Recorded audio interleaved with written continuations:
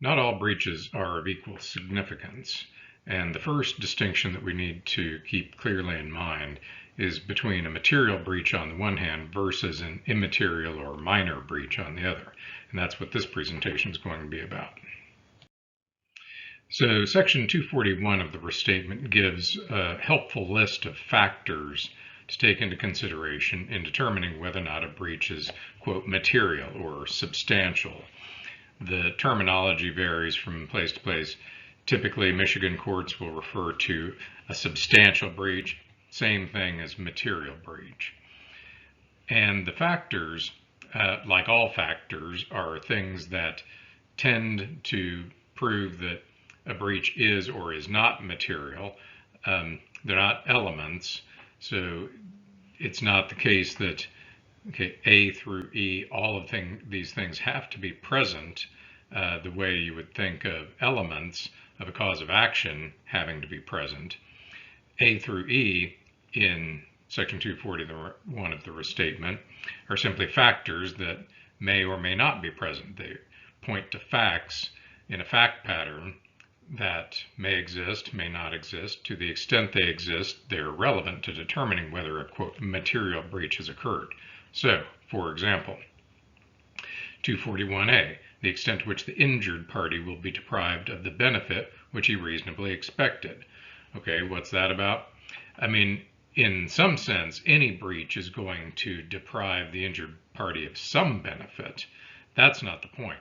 The point is that in determining whether a breach, in the language of this section, a failure to render or offer performance, which is a breach, long way of saying breach, the point is under 241A, whether that breach is going to deprive the injured party of some substantial benefit, essentially the thing that was bargained for between the parties. So, for example, if you and I have a contract where I'm going to build you a house, and I build the house according to plans and specifications, but the specs call for a certain kind of doorknob, and I install a different kind of doorknob. Okay, I am in breach. So yeah, to that extent, you've been deprived of the benefit of the specified kind of doorknob, but have you really been deprived of what the essence of the bargain was? No, you've got a house. So that's a good example of an immaterial breach.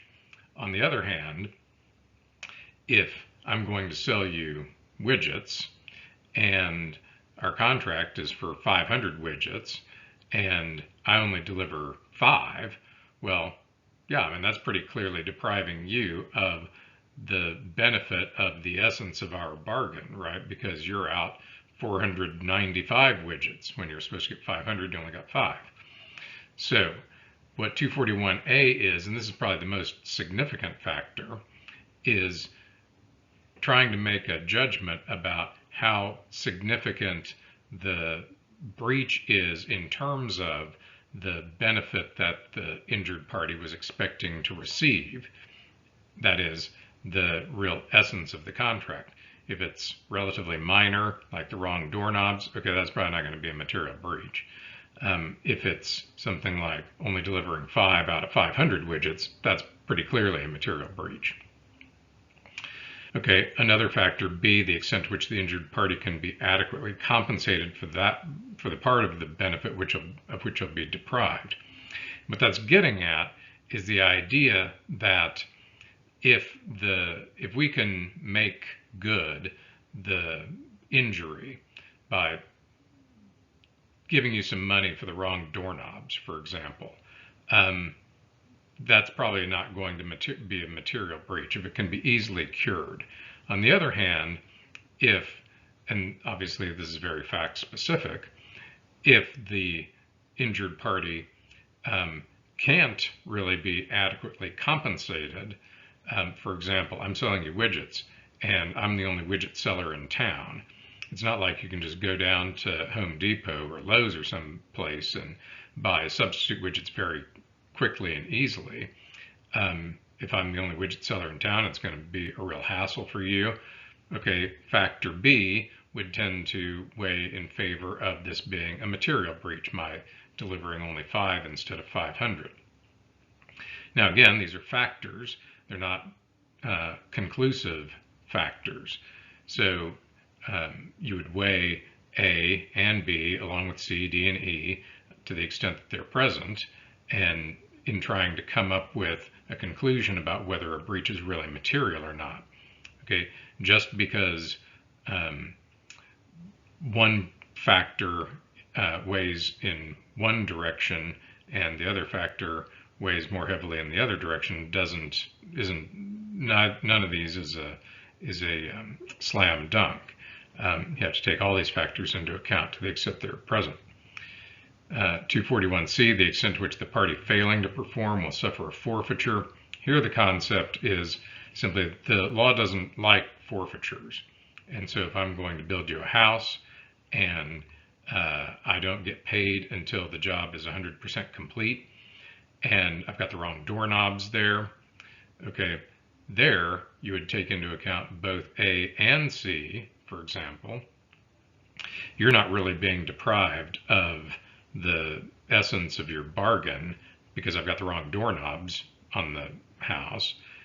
Whereas on the other hand, if I don't get paid until the work is 100% complete, and because I've got the wrong doorknobs installed, I don't get any money, okay, because I'm in breach, I'm going to suffer a forfeiture because I haven't gotten paid 1 cent and I've built a perfectly usable house for you.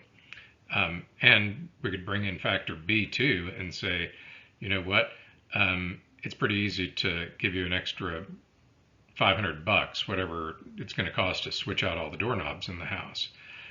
So you weigh factors A, B, and C, and they all point in the direction of my breach in failing to install the correct doorknobs being not material.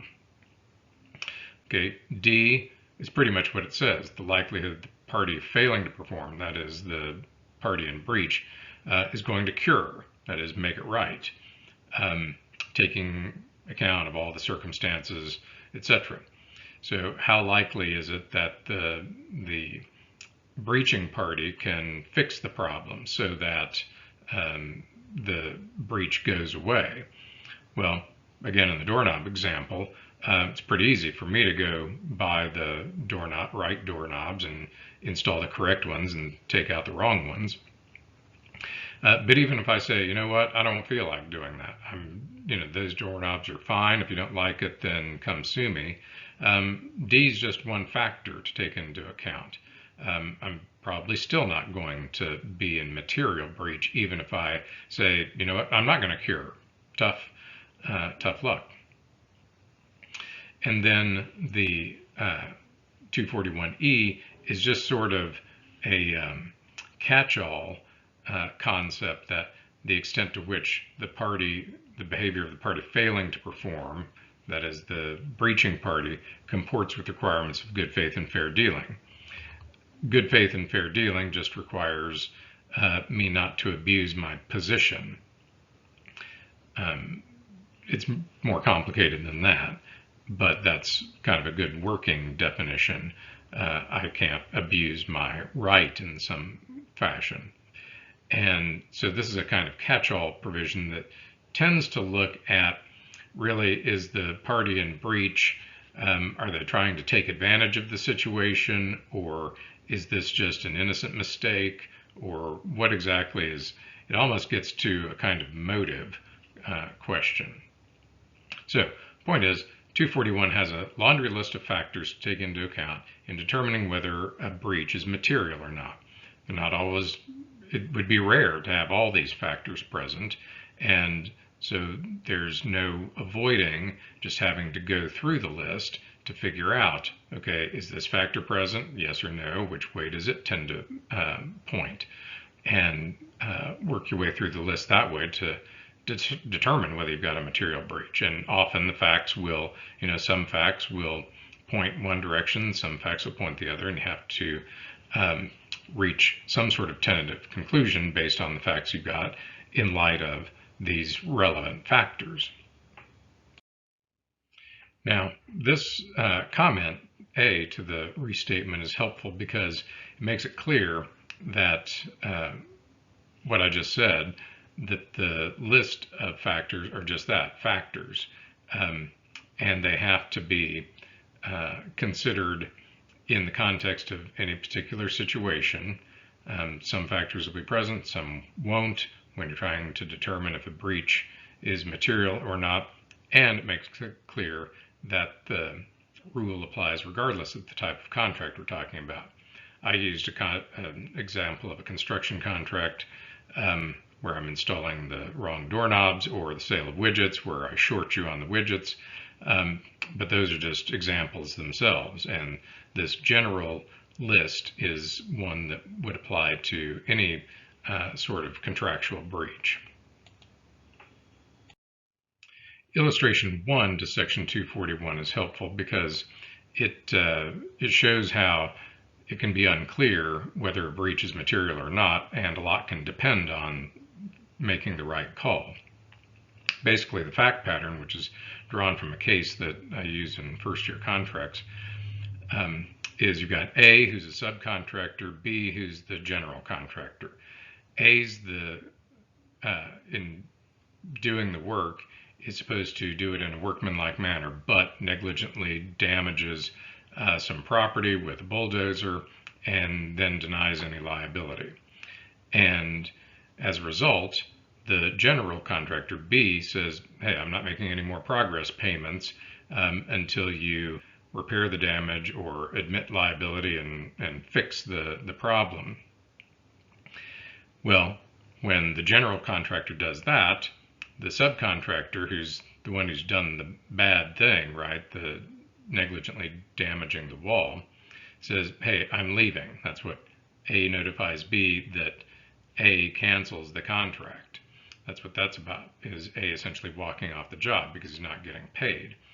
Of course, the reason he's not getting paid is that he won't admit liability or take responsibility for negligently damaging the property with that is owned by that the general contractor is responsible for.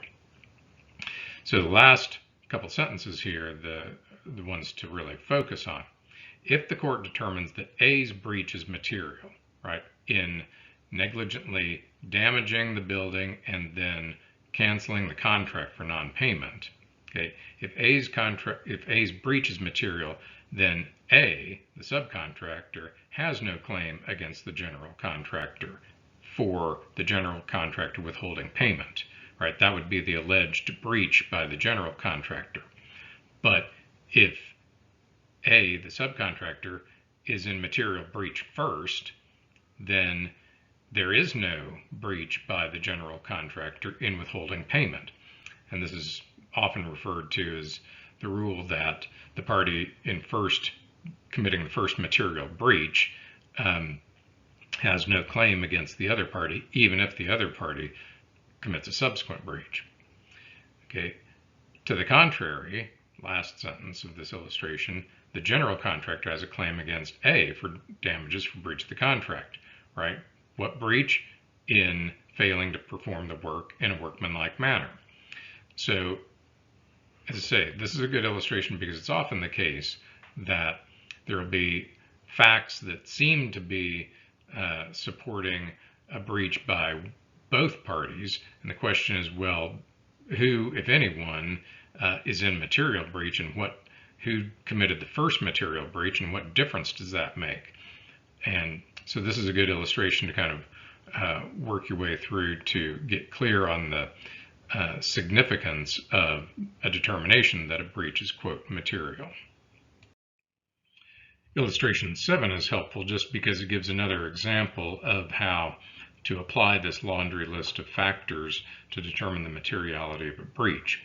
So the hypothetical is you've got a contractor building a supermarket for an owner. Owner agrees to pay $250,000 in progress payments. The contractor does 100% of the work except for building a cover over a compressor.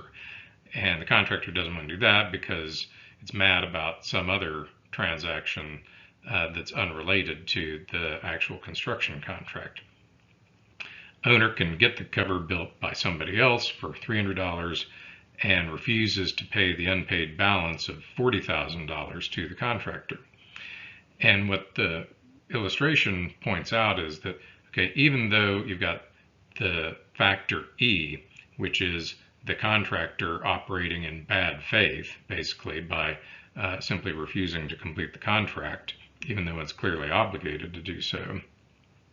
So even though you've got that factor that weighs in favor of the owner, factors A, B, and C, that is, whether the owner is going to be deprived of the benefit he was reasonably entitled to expect, whether the owner can be adequately compensated for the breach, and whether the contractor is going to suffer forfeiture if the breach is held to be material. Okay, A, B, and C all weigh in favor of the contractor because the owner clearly has got a supermarket, right? The only thing he's missing is this cover. It's not going to be a big deal to compensate the owner for that missing cover, right? It's going to be the cost, probably $300 thereabouts, to have somebody else come in and do it. And on the flip side, the contractor is going to suffer a forfeiture of the $40,000 if the fact finder, the court or jury, were to find that this failure to build the cover was a, quote, material breach. So those factors all weigh really in favor of the contractor. Now, the illustration doesn't talk about factor D, but you could add that one in too. It tends to favor the owner, right? Factor D is basically about whether the party in breach, here the contractor, is willing to cure the mistake, cure the breach. Well, clearly this contractor is not prepared to cure the breach, and so factor D would weigh in favor of the owner. But even so, D and E together are probably not enough to overcome the fact that factors A, B, and C weigh in favor of the contractor. So it's important to get familiar with and comfortable with these different factors that courts look to determine whether a breach is really material or not. Because as we've seen in illustration 1, a lot can depend, well, in illustration 7 too, a lot can depend on whether a breach is, quote, material or not. And that's really kind of the jumping off point for a lot of other discussions about types of breaches and their consequences.